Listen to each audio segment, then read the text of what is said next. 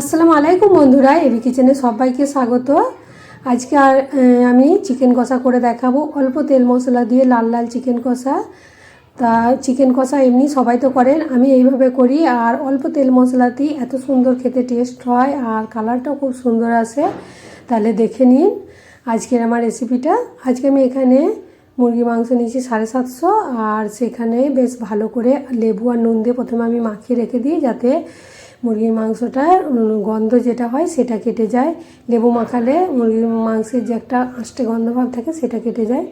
ওটা মাখিয়ে আধ ঘন্টা রেখে দিই। রেখে দেওয়ার পর পরিষ্কার করে 2-3 বার ধুয়ে নিয়েছি। এবারে লবণ, হলুদ আর লঙ্কা গুঁড়ো মাখিয়ে এটাও 10 মিনিট রেখে দেব। আর এখানে একদমই আমি অল্প তেলে রান্নাটা করব। এখানে আমি অল্প তেল দিলাম, মানে 40 থেকে 50 গ্রামের মতো। তেলটাকে ভালো করে গরম করে নিয়েছি। এখানে 3টে মাঝারি সাইজের পেঁয়াজ নিয়েছি আর একটা টমেটো নিয়েছি। তেলটা ভালো মতো গরম হয়ে গেলে এগুলোকেও হালকা ব্রাউন কালার করে নেব।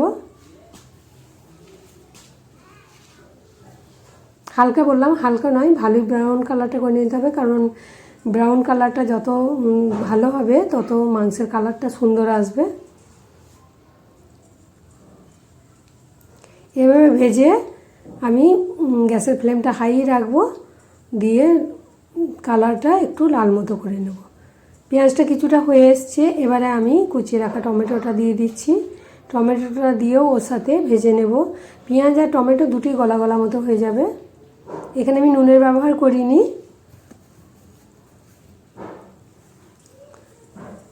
কারণ এই মুরগি মাংসতে লবণ মাখিয়েছি আর এই মাংসটা হবে একটু ভাজা ভাজা, লবণটা দিলে বেশি হয়ে যাবে, সেই কারণে আমি এখানে লবণের ব্যবহারটা করছি না।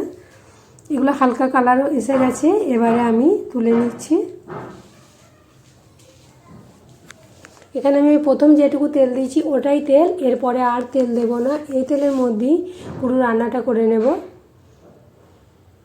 পেঁয়াজ ভাজার পর তেল একদমই নাই দেখতে পাচ্ছেন, কিন্তু আমি এর মধ্যেই মুরগির মাংসটাকে বেশ ভালো মতো ভেজে নেব।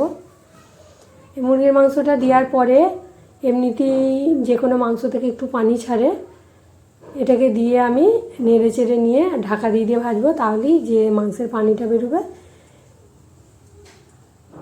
এটাতেই মাংসটা হালকা কালার এসে যাবে। এভাবে ঢাকা দিয়ে দিয়ে আমি ভেজে নিয়েছি, আর এই পানি যেটা বেরিয়েছে সেটাকেও শুকিয়ে নেব।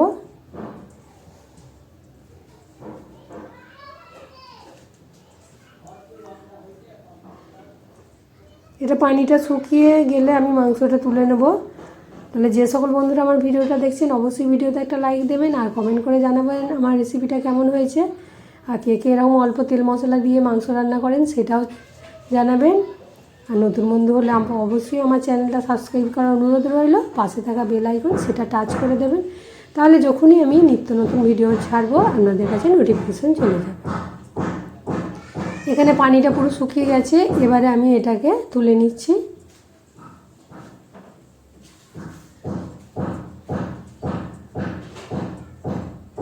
এটাকে একটা পাত্রে ঢেলে রেখে এবারে ওই পেঁয়াজ বেরেস্তাটাতে আমি একে একে সব মশলাগুলো দেব।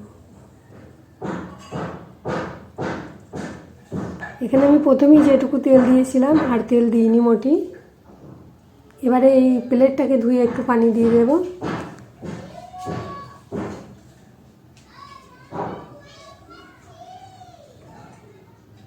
এবারে একটা তেজপাতা দিলাম, লঙ্কা গুঁড়ো 1/2 চামচ, আর হলুদ গুঁড়ো এখানে দেবো না, কারণ চিকেনটা লাল করলে হলুদ গুঁড়োটা কম দিলে লাল কালারটা ভালো আসে। ধনে গুঁড়ো, জিরে গুঁড়ো সব 1/2 চামচ করে দিলাম। আর এখানে ভাজা মশলা স্পেশাল যেটা আছে সেটা দিয়ে দিলাম 1/2 চামচ। আদা রসুন বাটা দিলাম 1.5 চামচ। এগুলোকে দিয়ে ভালো করে মাখিয়ে নেব। এবারে অল্প একটু পানি দিচ্ছি, দিয়ে মশলাটাকে কষাতে দিয়ে দেব। এবারে আমি অল্প সামান্য লবণ দিয়ে দিচ্ছি। লবণটা দিইনি, সামান্য দিচ্ছি, কারণ মুরগি মাংসে লবণ দেওয়া আছে। এবার গ্যাসের ফ্লেমটাকে মিডিয়াম করে আর মশলাটা কষতে দেব।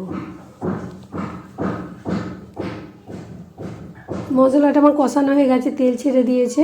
এবারে একটু আরও কিছুক্ষণ 2 মিনিটের মতো কষিয়ে নেব। তেলটা বেশ ভালো মতো ছেড়ে দেবে, তখন এবারে চিকেনটা যেটা ভেজে রেখেছি ওটা দিয়ে দেবো।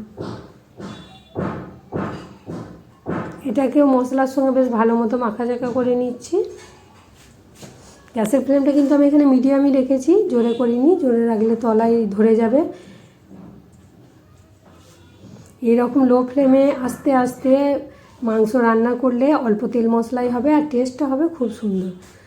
যেটাই মাংসটা রেখেছিলাম সেটা ধুয়ে একটু পানি দিয়ে দিলাম, অল্প দিয়েছি, বেশি দিইনি, কারণ এখানে আমি চিকেনটা ভাজা ভাজাই করব।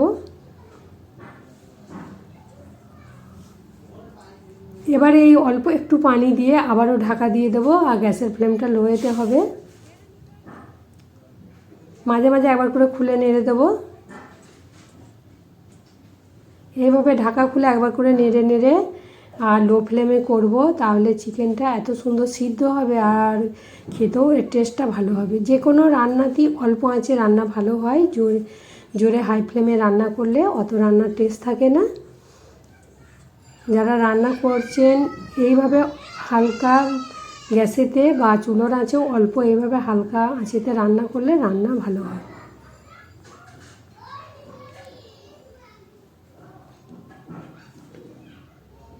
একদম কালারটা কত সুন্দর লাল মতো এসেছে, দেখুন একদম লাল লাল হয়ে গেছে আমার চিকেন রান্না। এবার আমি একটু উপর থেকে গরম মশলা দিয়ে দিচ্ছি, ধনেপাতা থাকলে দিয়ে দেবেন। আজ আমার ধনেপাতা ছিল না, তাই উপর থেকে একটু গরম মশলা দিয়ে দিয়েছি।